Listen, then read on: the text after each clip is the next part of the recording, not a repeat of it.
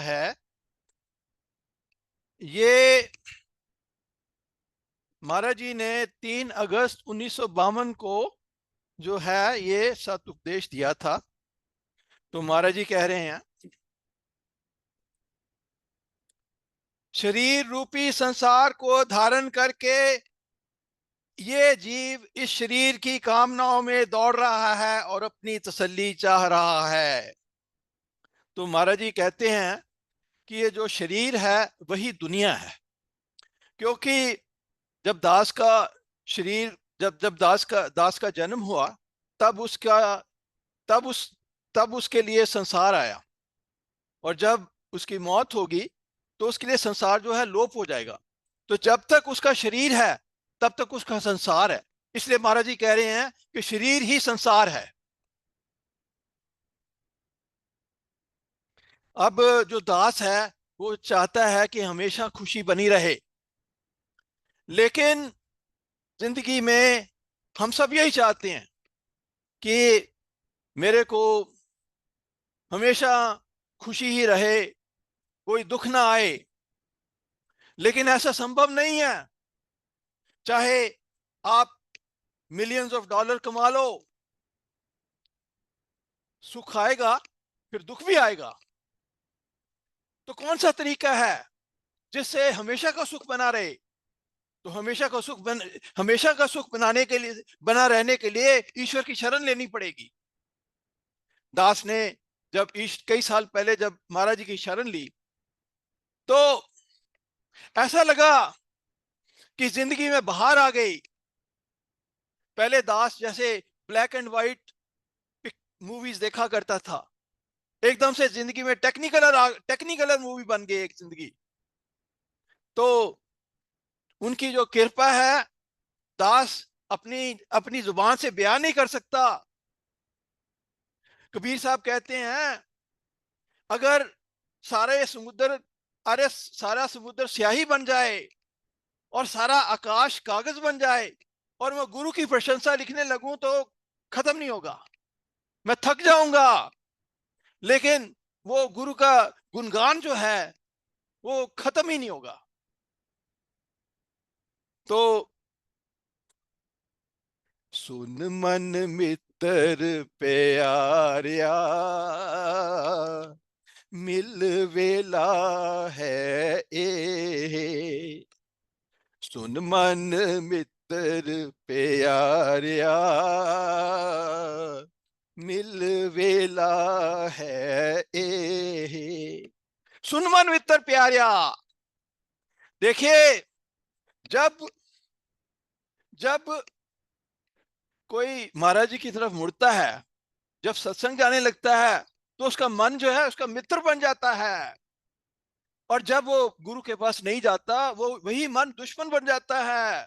तो सुन मन मित्र प्यारिया, कि हे मेरे मन, तू पूरे गुरु की शरण में आया है, तू मेरा मित्र बन गया है। सुन मन मित्र प्यारिया, मिल वेला है ए है, कि ये मिलने का वक्त है। दास की उम्र 72 साल की हो गई है, तो अब नहीं मिलेगा तो कब मिलेगा? मिल वेला है ए। अब अब तो ईश्वर से यही प्रार्थना है कि ईश्वर मिलो। विरह विरह होनी चाहिए, आंखों से आंसू बहने चाहिए। तुम कब मिलोगे? मैं कितने जन्मों से इंतजार कर रहा हूं, हजारों लाखों करोड़ों जन्मों से इंतजार कर रहा हूं तुम्हारा। कुछ तो दिया करो। तो इसके लिए इसके लिए नम्र होना पड़ेगा। ईश्वर नहीं मिलता जब उसके आगे रोया ना जाए। जो अपनी अकड़ में रहता है उसको ईश्वर नहीं मिलते। जो इस बात का जिसको इस बात का अहंकार है कि मैं सेवा बहुत करता हूं, जिसको इस बात का अहंकार है कि मैं सिमरन बहुत करता हूं, चाहे वो दिन रात सिमरन करे, उसका अहंकार बढ़ता ही जाएगा। वही जो सिमरन है, वही जो सेवा है, उसके गिरने का कारण बन जाएगा। तो इसके लिए रोना पड़ेगा। जब तक रो नहीं, काम नहीं बनेगा। बच्चा बन के सामने ईश्वर के रो कि मेरे मेरे को तो कुछ नहीं आता, मैं एकदम से निकम्मा हूं, आप ही मेरे पे कृपा करो, तरस खाओ मेरे पे, तो रोना पड़ेगा। सुन मन मित्र प्यारिया, मिल वेला ए, सुन मन मित्र प्यारिया, मिल वेला है ए, जब लग जोवन सांस है, तब लग ए तन दे, जब लग जोवन सांस है, तब लग एह तन दे। जब लग जोवन सांस है, तब लग तब लग तन ए दे, कि जब तक तेरी सांस चल रही है, जब तक तेरे में जवानी है। अब दास ने तो जाके कहीं जवानी तो जो है, दास ने जवानी तो बेकार कर दी, बुढ़ापे में जाके लगा है, तो इस जन्म में काम नहीं बनने वाला, लगता है कि लंबा सफर हो जाएगा, लगता है कि कई जन्म लग जाएंगे, लेकिन कभी ना कभी जरूर होगा। अगर इस जन्म में नहीं होगा तो हो सकता है, क्योंकि महाराज जी जो हैं, उनका वादा है, वो वादा करके गए हैं कि मैं तुम्हारा कई जन्म तक पीछा करेंगे, मैं तुम्हारा कई जन्म तक पीछा करूंगा। तो महाराज जी, मैं शरीर छोड़ दूं, लेकिन महाराज जी मेरा पीछा करते रहेंगे, और वो मेरी संभाल करेंगे। अगर मैं गिरूंगा तो वो उठा लेंगे, क्योंकि मैं बार बार गिरता हूं। तो वो मेरी तो तो जब लग जोवन सांस है, तब लग ए तन दे। तो जब तक तेरे सांसों की धारा चल रही है, जब तक तेरे में जवानी है, तो इस शरीर को उनके अर्पण कर दे। शरीर को क्या, तन को क्या, तन तो क्या, तन मन धन तीनों चीजें अर्पण करनी पड़ती हैं। तन भी देना पड़ता है, मन भी देना पड़ता है, धन भी देना पड़ता है। तो आगे महाराज जी कह रहे हैं, शारीरिक सुखों के लिए हर वक्त बेताब रहता है, आखिर शरीर खत्म हो जाता है और सुख भी खत्म हो जाते हैं, और वैसे ही रोता हुआ चला जाता है जैसे ही रोता हुआ आया था। तो जब तक जब तक दास जब तक दास जिंदा रहा, हमेशा शारीरिक सुखों की चाह करता रहा। खाने का बड़ा शौक है, कई बार पेट भर जाता है, फिर भी खाना नहीं रुकता, ठूस ठूस के खाता है। एक बार की बात है, कोई सम्मेलन हो रहा था जगाधरी में, लास्ट सम्मेलन था वो, मेरा ख्याल है 1953 या 1954 की बात है। और बाबूजी जो थे सम्मेलन में गए, और भगत जी ने दाल बनाई थी, और उस दाल में उन्होंने गलती से चाय डाल दी,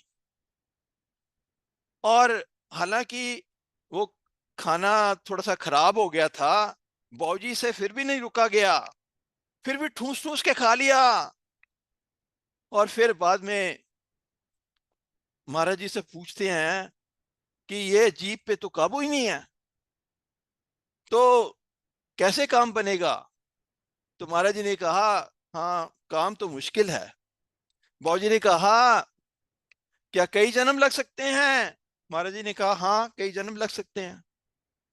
तो इसके बाद मैं यहीं पे रुक जाऊंगा, क्योंकि कहानी बहुत लंबी हो जाएगी। पर कहने का मतलब ये है कि जीभ के स्वादों के पीछे इंसान पड़ा हुआ है। और कई बार तो ये भी होता है, मैंने देखा है, कोई पेशेंट है, बड़ी जबरदस्त डायबिटीज है, और मरने वाली अवस्था आ गई है, और डॉक्टर कह रहा है कि तुम जो है मीठी चीज खानी छोड़ो, मत खाओ। इसके बावजूद खा लेते हैं। एक हमारे यहाँ कोई सत्संग होता है, सो कॉल्ड सत्संग, मतलब कि उसको तो वैसे कुसंग कहना चाहिए, क्योंकि बड़े सत्संग चल रहे हैं आजकल, और वो सत्संग दास तो उनको सत्संग नहीं मानता, झूठा संग मानता है। तो ऐसे किसी नकली गुरु के सत्संग, सो कॉल्ड सत्संग में दास गया, और वहां पे एक उनके मेंबर थे, और वो कई तरह की उनको बीमारियां हैं, और वहां पे उनके लंगर में कई तरह की मिठाइयाँ और ये आइसक्रीम और पता नहीं क्या क्या, और ये भले मानस हर तरह की मिठाई को खाए जा रहे हैं, हर तरह की आइसक्रीम को खाए जा रहे हैं, ये सब खाए जा रहे हैं। तो दास ने पूछा, भाई आपको तो बहुत बीमारी है, आप ऐसे क्यों खाए जा रहे हो? कहता है, जी ये लंगर, ये तो प्रसाद है, और उनके यहाँ लोग, वहां पे उनके सो कॉल्ड सत्संग में रूहानियत तो कुछ नहीं मिलती, बस खाने को मिलता है। लोग इसलिए जाते हैं, वहां खाना बहुत होता है, कई तरह का खाना होता है। अमेरिका में तो बड़े बड़े कई तरह के खाने मिलते हैं, कई तरह के स्वादिष्ट पदार्थ मिलते हैं। तो यहाँ पे फ्री का खाना जो लंगर का मिलता है, वहां पे ये सज्जन पहुंच गए, और अपने शरीर का कोई ध्यान नहीं। तो ना तो, और जो उनके गुरु हैं वो तो इतने मोटे हैं, और वो कहते, और लोग उनको कहते हैं कि ये भगवान है, ये ईश्वर है। मैंने कहा कि अगर ईश्वर होगा तो इतना मोटा होगा? ये किसको तुम ईश्वर मान के बैठे हो? जरा उस आदमी की शक्ल तो देखो, पता नहीं कितनी इसको बीमारियां हैं। जो आदमी अपनी जीव को नहीं कंट्रोल कर सकता, और वो गुरु बना बैठा है, और उसके जो चेले हैं वो भी ये सोच के बैठे हैं कि गुरु मोटा है तो हमें भी मोटा ताजा होना चाहिए। और अ, ये जो ये जो सज्जन है, इनको बस ये ख्याल है कि मेरे को, मैं गुरु का प्रसाद खा रहा हूं, जब मैं मरने लगूंगा तो गुरु वहां आके मेरे को बचा लेगा। इस नकली भरोसे पे वो लोग बैठे हैं। तो महाराज जी आगे कहते हैं, सत्संग में इस बात को सोचना है कि ये शरीर क्या है। शरीर एक ढांचा प्रतीत हो रहा है, लेकिन ये 25 विकारों पे खड़ा है। तो हम जैसे जानते हैं कि 5 विकार हैं, और 25 उनकी प्रकृतियां हैं। और 5 विकार जैसे जल, वायु, अग्नि वगैरह, और उनसे 25 प्रकृतियां बनती हैं। शोक, मोह, भय, लज्जा और कीर्ति ये आकाश के अंश हैं। दौड़ना, धारना, अकड़ना, सुकड़ना और फैलना ये पवन के 5 विकार हैं। भूख, प्यास, निद्रा, आलस और कांति अग्नि के विकार हैं। खून, वीर्य, थूक, पेशाब और पसीना ये जल के विकार हैं। चाम, मज्जा, नाड़ी, हड्डी और बाल ये धरती के विकार हैं। इस प्रकार ये 25 किस्म के विकार हैं, बुद्धि इनमें जकड़ी हुई है। तो सारा संसार जकड़ा हुआ है। इस संसार में बिलियंस में लोग हैं, और मेरे दास के ख्याल में तो कोई एक आधा ही होगा, 2-3 ही होंगे ज्यादा से ज्यादा, जो इन विकारों से ऊपर उठ गए हैं। नहीं तो विदाउट एक्सेप्शन हर कोई विकारों में फंसा हुआ है। और यहाँ तो हिंदुस्तान के बाहर तो बहुत ही अंधेरा है। दास तो अभी ये मानता है कि हिंदुस्तान जो है वो सर्वश्रेष्ठ मुल्क है। सबसे पहले तो हम लोगों को कितने सालों के बाद आजादी मिली, फिर ऊपर से पहले तो आजादी मिली, फिर ऊपर से हमें इतने इतने बड़े संत, और महाराज जी जैसे संत मिल गए, पूरे ऋषि। वो महाराज जी की कैटेगरी ये है जैसे वशिष्ठ, हम पढ़ते हैं जैसे कि बड़े बड़े गुरु होते थे, वशिष्ठ, विश्वामित्र, जिनका नाम पढ़ के रोंगटे खड़े हो जाते हैं, और महाराज जी उसी श्रेणी में है। तो इतने बड़े ऋषि मिल गए, और आजादी मिली, इतने बड़े ऋषि मिले, डेमोक्रेसी भी है। अब जहां पे डेमोक्रेसी है वहां, अब जो चाइना है वहां पे डेमोक्रेसी नहीं है। चाइना चाइना में अगर चाइना वाले गवर्नमेंट कहती है कि यहाँ पे सड़क बनानी है, तो जी वो एक दिन में सड़क, 2-3 दिन में सड़क तैयार हो जाएगी। क्योंकि कोई जो गवर्नमेंट फैसला लेती है, कोई उसकी अपोजिशन अ, उसका विरोध नहीं कर सकती। तो गवर्नमेंट जो चाहती है वो कर लेती है। तो इसलिए उनके पास सड़कें बहुत है, इंडिया से ज्यादा सड़कें हैं उनके पास। उनकी जो गाड़ियां हैं, ट्रेन, वो इंडिया की ट्रेन से बहुत अच्छी हैं। उनके शहर बड़े अच्छे हैं। दास ने यूट्यूब पे चाइना की वीडियोस देखी हैं, इतनी इतना चमकता हुआ, इतना। दास का तो ये ख्याल है वो अमेरिका से भी आगे है। लेकिन बात जो है चमक, बाहरी चमक दमक की नहीं है। हिंदुस्तान फिर भी आगे है। यहां पे डेमोक्रेसी है। अगर कोई गवर्नमेंट फैसला लेती है तो अपोजिशन उसका विरोध करती है, और वो होना भी चाहिए।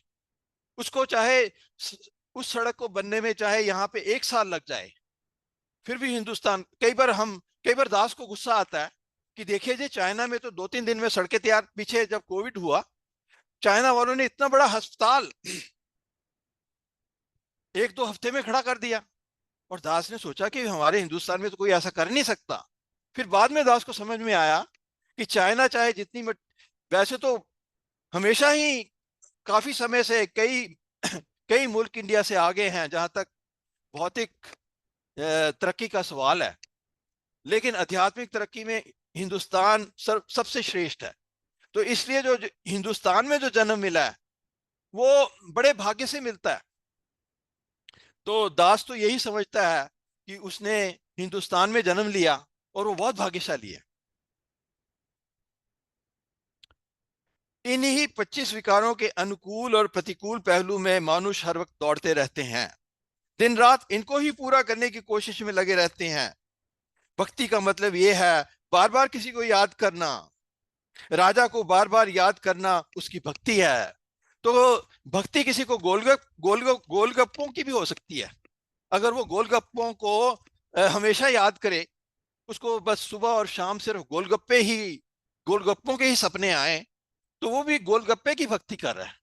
और इस तरह से हम हर कोई भक्ति कोई ना कोई कर रहा है। कोई भक्ति जो है शराब की भक्ति कर रहा है, कोई स्त्री की भक्ति कर रहा है। सारे लोग भक्ति कर रहे हैं। सबसे बड़ी बात यह है, हर कोई भक्ति कर रहा है। सबसे बड़ी बात यह है कि भक्ति किस चीज की कर रहा है। तो महाराज जी का यह काम था कि जो उनके पास आता था, वो उनका उसका कांटा बदल देते थे। हमारे बाबूजी जब गए महाराज जी के पास, तो वो किसी स्त्री की भक्ति कर रहे थे। और महाराज जी के पास जब गए, तो महाराज जी ने बस उनकी उनकी जो दिशा मोड़ दी, उसी स्त्री भक्ति को उन्होंने ईश्वर की भक्ति की तरफ मोड़ दिया। ये मेरे महाराज जी का चमत्कार है। और सिर्फ बाबूजी नहीं, बहुत से प्रेमी जो ऐसे गए हैं, उनका उनके उनके उन, उन, उनके, उनके जीवन में इनकलाब ला दिया। हमारे सोम चाचा, मुश्किल से उन्होंने उनकी उनकी महाराज जी से कोई वर्बल कम्युनिकेशन हुई नहीं, कोई बात हुई नहीं। मुश्किल से 2 लाइनें। एक एक बार उन्होंने ये पूछा कि बाबूजी उनको लेके गए थे कि सोम चाचा को, कि उनके छोटे भाई थे, फिर 16-17 की एज की थी। और महाराज जी हिचकिचा रहे थे कि इनकी उम्र 16-17 साल है। तो अभी तो 16-17 की साल की उम्र में हम सब जानते हैं कि बड़ी इमेच्योरिटी होती है। अभी भी कुछ बचपना होता है। तो महाराज जी ने कुछ पहली बारी जब उन्होंने इनिशिएशन मांगी, तो महाराज जी ने इनकार कर दिया। लेकिन दूसरी बार जब गए तो दया करके उनको इनिशिएशन दे दी। तो सोम चाचा से क्या महाराज जी की कम्युनिकेशन हुई है? 2 बार हुई है। बाबूजी के पास, बाबूजी ने उससे मिलाया कि ये मेरा छोटा भाई सोमराज है। अच्छा। महाराज जी ने कहा पिक्चरें तो नहीं देखते? सोम चाचा ने बोला नहीं जी नहीं, मैं नहीं देखता। ये तो पहली बार ही कम्युनिकेशन हुई। दूसरी बार ये कम्युनिकेशन हुई कि महाराज जी ने प्रसाद के रूप में उनको एक पपीता दे दिया, और वो हरा था, कड़वा था। तो सोम चाचा जी लिखते हैं अपनी इंग्लिश की किताब में कि वो पपीता इतना कड़वा था, जब उन्होंने एक उसका ग्रास लिया, उसको उसको दांतों से काटा, तो उनकी आंखों में आंसू आ गए, इतने कड़वा था। तो महाराज जी ने पूछा उनसे, सोम चाचा से, कि पपीता कड़वा है? सोम चाचा ने कहा जी हाँ जी बहुत कड़वा है। महाराज जी कहते खा जाओ। तो देखिए महाराज, ये यहाँ पे गुरु ने कड़वा पपीता दिया है प्रसाद के रूप में। तो इसमें भी रहस्य है। इसका मतलब ये है कि वो हर किसी को उसके मुताबिक दवाई देते थे। अब सोम चाचा थे तो उन कड़वा पपीता देने का मतलब ये है कि तेरी जिंदगी में दुख आएंगे, और वो तू दुख पे दुख आएंगे, लेकिन तू उनको बर्दाश्त करना, ये तेरा प्रसाद है। तो हम लोग तो चाहते हैं, हम लोग तो ये सोचते हैं कि जब महाराज जी के पास जाए, जैसे पुराने प्रेमी के जब महाराज जी के पास जाते थे, और अक्सर प्रेमियों को ऐसा होता था कि महाराज जी 8-10 दिन के लिए मस्ती दे देते थे उनको, और फिर उसके बाद 8-10 दिन के लिए मस्ती रहेगी, उनको गॉड इंटॉक्सिकेशन रहेगी, कोई होश नहीं रहेगा, फिर वो मस्ती उतर जाएगी। फिर वो जब वो उनके पास जाते थे तो महाराज जी कहते थे, भाई तुम्हारा तुम्हें थोड़ी सी हिम्मत देनी थी, इसलिए तुम्हें मस्ती दी गई थी, अब तुम अपना ही प्रयत्न करके इस अपनी इस गॉड इंटॉक्सिकेशन को क्रिएट करो। लेकिन सोम चाचा को वो भी नहीं दी। सोम चाचा को जब इनिशिएशन मिली है तो वो तो उम्मीद कर रहे थे कि मेरे को बड़ी मस्ती होगी, लेकिन इसके उल्टा हुआ। उनको बहुत ही चिड़चिड़ापन बढ़ गया, क्रोध बढ़ गया, और इरिटेबिलिटी बढ़ गई। उन्होंने उन्होंने सोचा ये क्या कर दिया गुरु ने मेरे ऊपर। बाकी सबसे बड़े प्यार से बात करते हैं, मेरे से बेरुखी से बात करते हैं, मेरे को कड़वा पपीता खाने को दिया, मेरे को 8-10 दिन की मस्ती भी नहीं दी, तो वो तो कुछ और उम्मीद लेके गए थे, और उनको मिला क्या। और उन्होंने अपने इंग्लिश की किताब में लिखा है कि मेरे को हमेशा ही महाराज जी से शिकायत रही कि आपने मेरे को कोई कोई खुशी नहीं दी, मेरी जिंदगी में दुख ही दुख है, लेकिन यही महाराज जी का प्रसाद था। और सबसे मजेदार बात यह है कि सोम चाचा से सिर्फ 2 सेंटेंसेस महाराज जी की बात हुई है सारी उम्र में, और वो कभी भूले ही नहीं। दिन रात जब वो चलते थे, उनको दाई तरफ अपने महाराज जी दिखाई देते थे पीछे पीछे चलते हुए, और रात को उनको महाराज जी के सपने आया करते थे। और ये जो मेरे गुरुदेव इतनी अच्छी जो महाराज जी ने किताब लिखी है, महाराज जी ने उनको कहा कि तू लिख। और ऐसा सुना जाता है, इन्होंने महाराज जी से सपने में शायद कहा, या शायद उन्होंने एक्चुअल में कहा, दास को इसके बारे में पता नहीं। तो महाराज जी ने कहा, महाराज जी से वो सोम चाचा कहते हैं, मेरे को तो लिखना आता ही नहीं। महाराज जी कहते हैं ये कह रहे हैं लिख। और एक्चुअली एक्चुअली वो सोम चाचा को निक्का कह के बुलाते थे, क्योंकि वो बड़े छोटे थे, क्योंकि जो उनके पास जिन जिन प्रेमियों को दीक्षा मिली है उनमें सबसे छोटे थे। निकिया तू लिख, ये कह रहे हैं निकिया तू लिख। तो फिर जो सोम चाचा थे उनको लिखना पड़ा, क्योंकि अगर वो ना भी लिखना चाहते तो महाराज जी उनसे जबरदस्ती लिखवा देते। और जब उन्होंने लिखी है मेरे गुरुदेव, बड़ी तकलीफ में लिखी है। उनको शियाटिका का बड़ा जबरदस्त रोग था, बड़ी पेन होती थी, और उस जमाने में हमारी तरह कंप्यूटर नहीं थे, टाइपराइटर पे लिखना और उसको रिवाइज करना, और सारी आप यूं समझिए कि सारी जिंदगी उन्होंने दे दी महाराज जी को। जो उन्होंने किताबें बनाई हैं, जैसे मेरे गुरुदेव, ए मास्टर एंड ए सीकर, और और फिर उन्होंने रेडियंट सेमनेस बनाई है। इसके इसके अलावा उन्होंने, शायद प्रेमियों को नहीं पता होगा, इसके अलावा उन्होंने उपनिषदों पे भी कमेंट्री लिखी है। वो भी 8-10 बड़े स्कॉलरली लेवल की किताबें हैं, जो दास को भी समझ में नहीं आती। तो उन्होंने सारी जो जिंदगी थी महाराज जी की भेंट कर दी। तो क्या दास सोचता है कि महाराज जी थे या कोई भूत था जो लोगों के सिर के ऊपर चढ़ जाता था? लेकिन अगर भूत था तो अच्छा भूत था।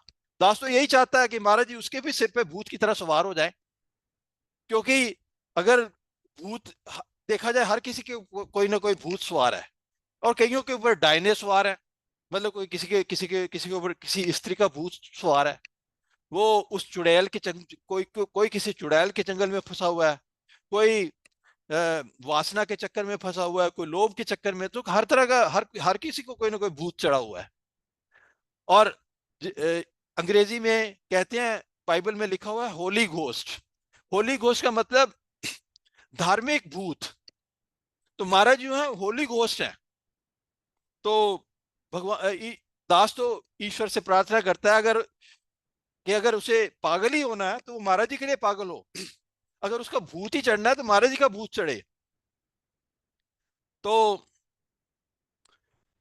आगे कहते हैं, यह इस शरीर से गाफिल नहीं होता और इसको किसी देवी देवता पे निश्चय भी है, तो महज शरीर के सुखों को पूरा करने की खातिर है। तो महाराज जी कह रहे हैं कि दिन से रात तक इंसान शरीर की पूजा करता है, शरीर का पुजारी है, सवेरे उठता है, अपने दांतों को साफ करता है, नहाता है, फिर ऑफिस चला जाता है, ऑफिस से 5 बजे आता है, फिर कहता है मैं बहुत थक गया हूं, टेलीविजन देखता है, लोगों से गपशप मारता है, रा, रात हो जाती है, सो जाता है। तो करता क्या है इसके अलावा? सिर्फ शरीर की पूजा करता है। तो ये आम आदमी की जिंदगी है। लेकिन हम जो महाराज जी की शरण में आए हैं, कम से कम कुछ समय तो ईश्वर की तरफ देते हैं। चाहे चाहे सत्संग को अटेंड कर लें। दास का तो ये भी कहना है कि अगर आप सत्संग अटेंड कर रहे हैं और एक कान से बात दूसरे कान से जा रही है तो भी अच्छा है। आप सत्संग में बैठे तो हैं, आपकी हाजिरी लगेगी, लगेगी लगेगी, और महाराज जी आपका पीछा नहीं छोड़ेंगे। तो हमको निराश नहीं होना चाहिए, क्योंकि ये रास्ता बहुत लंबा है और इसमें कई कई तरह के दुख भी आते हैं। कई लोग कहते हैं कि मैं तो बड़ी भक्ति कर रहा हूं और ईश्वर जो है मेरा ध्यान नहीं कर रहे। ईश्वर से शिकायत करते हैं, महाराज जी से शिकायत करते हैं। सोम चाचा ने ईश्वर से कितनी शराय सोम चाचा जी ने महाराज जी से कितनी शिकायत की, रोया करते थे कि हे गुरु, मेरी कुछ तो सुन ले। वो अपनी किताब में लिखते हैं, मैं रोया करता था, रोते रोते सो जाता था, महाराज जी कब आप दया करोगे। तो इसी के साथ और अंत में महाराज जी कहते हैं, समय समाप्त हो रहा है इसलिए मैं जो है महाराज जी कह रहे हैं, जीवत माटी मोइया भी माटी, नहीं सार विचारी, निकले प्राण माटी विच जाना लंबे पाप सारी। तो महाराज जी कहते हैं जब इंसान जीता होता है तो भी मिट्टी होता है, अब जब मरता है तब भी मिट्टी होता है। उसको ये सोचना चाहिए कि ये शरीर नहीं है, मिट्टी है। इस मिट्टी का कीमिया बना के, इस कहते हैं महाराज जी हमें रसायन विद्या सिखाते हैं कि इस मिट्टी को सोने में बदल लो।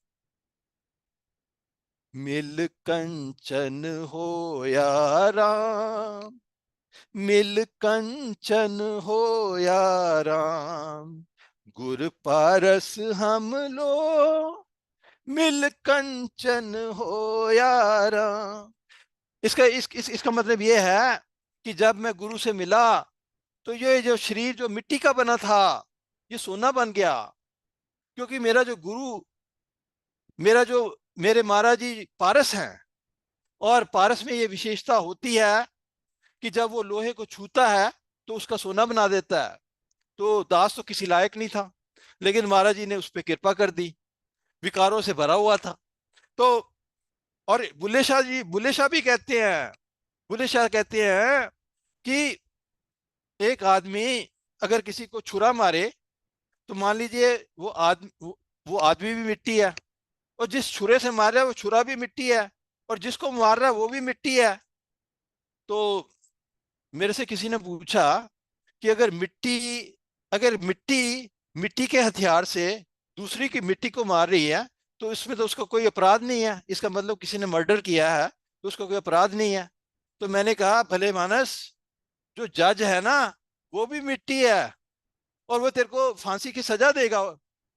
तो तू कर ले ऐसे ट्राई, अगर तुझे ट्राई करना है, अगर तू इस पोएम को तेरे को बड़ा शौक है किसी को मारने का, इसको सुन के जाके तू किसी को मार दे और कह दे, जज साहब के सामने कह देना कि वो तो मिट्टी था और मैंने मिट्टी रूपी छुरे से मारा था उसे, मेरा तो कोई अपराध नहीं है। लेकिन वही मिट्टी तेरे को फांसी की सजा दे देगी, तो फिर तुझे अफसोस भी नहीं होना चाहिए कि तेरे को फांसी की सजा मिली, क्योंकि तू तो मिट्टी था ही। तो वो कहता हाँ बात तो ठीक है। तो इसके साथ और फिर महाराज जी कहते हैं, महाराज जी ने अंत में कहते हैं कि शरीर की पूजा मत करो, अपने कर्तव्य की पूजा करो। उसका मतलब ये है, इसका मतलब है जो भी आपको कर्तव्य दिया गया है, अगर आप डॉक्टर हैं तो अपने डॉक्टरी के काम को पूजा समझ के करिए। अगर आप अ, महाभारत में कहानी आती है कि एक कसाई था, वो कसाई कसाई अपने काम को पूजा मान के करता था और उसको ईश्वर की प्राप्ति हो गई। कोई कहेगा कि भाई कसाई इतना घटिया घटिया काम, इतना इतनी रद्दी चीज, जानवरों को मारना, ये तो बड़ी खराब चीज है। लेकिन उसका वो पैतृक धंधा था, उसको कुछ करना नहीं आता। पुराने जमाने में ऐसा ही होता था। जो जो बच्चा होता था अपने बाप से कुछ सीखता था, जो भी उसका ट्रेड है, फिर वही ट्रेड किया करता था। ऐसा पुराने जमाने में ऐसा, और कास्ट सिस्टम भी इसी से चला है। कास्ट सिस्टम वाकई बहुत अच्छी चीज है, क्योंकि अगर आप अगर आप ब्राह्मण जाति में पैदा हुए हो और आपका पिता ब्राह्मण है, तो नेचुरली आप बचपन से ही आपको वेद आने शुरू हो जाएंगे। कोई आपको स्कूल कॉलेज जाने की जरूरत नहीं है। यहाँ तो आजकल तो ये हो रहा है कि मान लीजिए कोई किसान के घर बेटा पैदा हुआ, फिर उसको स्कूल जाना पड़ता है, फिर उसको कॉलेज जाना पड़ता है, अगर वो डॉक्टर बन जाता है फिर मेडिकल स्कूल जाना पड़ता है, उसके बाद रेजिडेंसी करनी पड़ती है, उसके बाद फेलोशिप करनी पड़ती है।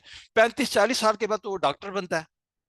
तो लेकिन पुराने जमाने में ये जाति प्रथा बहुत अच्छी थी।